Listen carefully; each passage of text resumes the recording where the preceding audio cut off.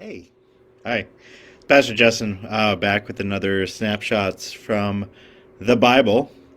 And today, as I try not to talk into my guitar, which will echo horribly, um, we're looking at Acts 17. I was reading this yesterday. This very famous passage where Paul is visiting Athens, and Athens at that time was not the center of the world, but it was the center of philosophy.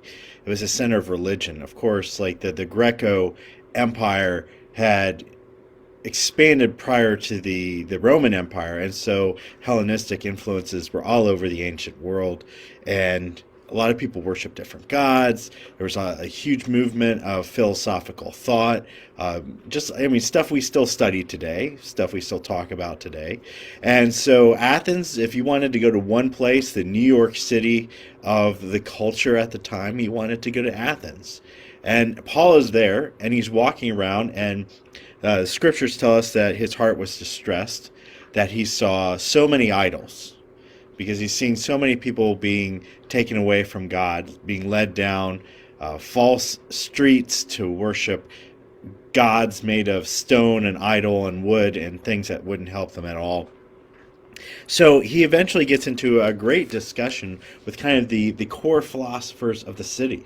He gets invited into their presence because he's been talking about this Jesus, this God who is completely different than everything else that they've heard. And so he's invited to make his case. And one of the things that you should astound you about Paul is this guy was scary smart. He was really intelligent. And anytime he would preach to people, he would meet them on their level.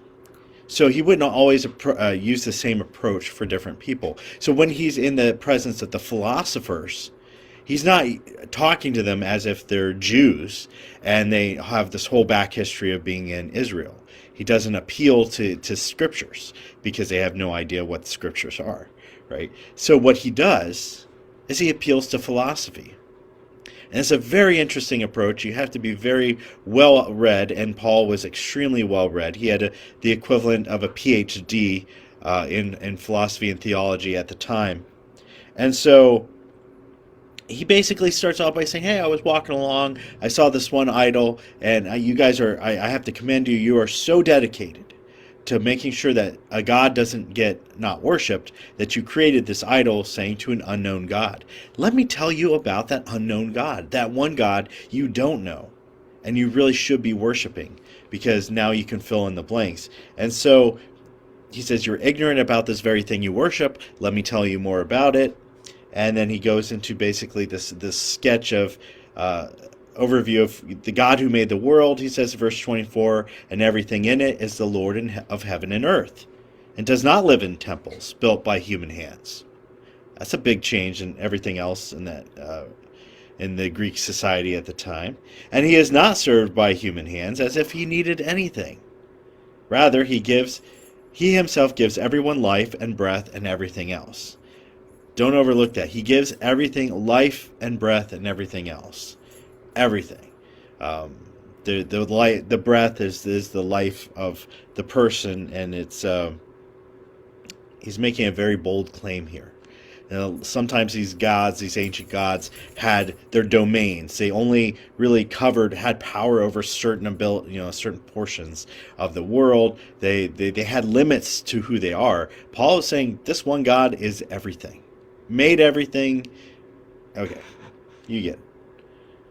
26. "From one man he made all the nations, and they should inhabit the whole earth, and he marked out their appointed times in history and boundaries of their land."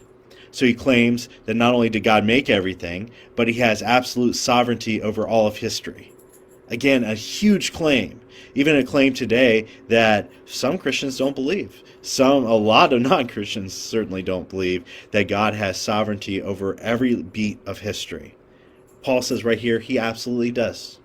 Everything. Verse 27, "God did this so that they would seek him and perhaps reach out for him and find him, although he is not far from any one of us." Verse 28, "For in him we live and we move and we have our being. As some of your own poets have said, we are his offspring." verse 28 there, he quotes two different philosophers that they're very well acquainted with, Epimenides and Aratus. Um, so, for some Jews, they might not have any idea who these two guys are. So Paul wouldn't quote them to Jews, but to philosophers, he's definitely going to pull out of his sack of knowledge. He's going to pull that quote right out. And while I was reading this, I was reminded of how C.S. Lewis famously said that all religions and all philosophies are like shards of a mirror, that they have an element of truth to them, that we cannot just completely dismiss them because there is actual truth there. It's only in Christianity does the whole mirror come together. Do we see the full truth?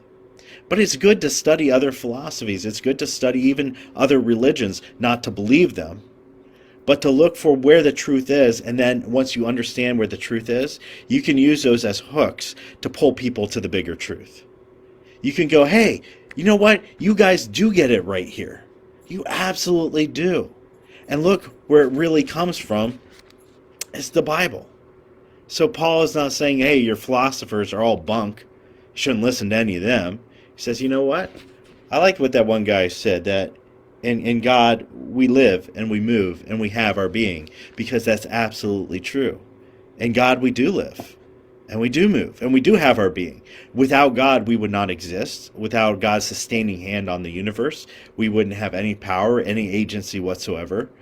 And he says, you guys have it true, but it's so much more than what your philosophers have dreamed. Let me tell you more about God. And he goes on, he basically says, God is not something we make into an idol and we put on a shelf in our house, but rather he is the Lord over all things. He will judge all things. And we need to come to him and repent and believe in the resurrection of the dead. And at that was one bridge too far, that their philosophers could not accommodate the idea of the resurrection of the dead. And it says they sneered at him. Some of them said they sneered at him. And some said, we want to hear more. And I like this. I like this about Acts. That so many times when Paul and Peter and the others are preaching, that the Bible will tell us some people just outright mock them, dismiss them.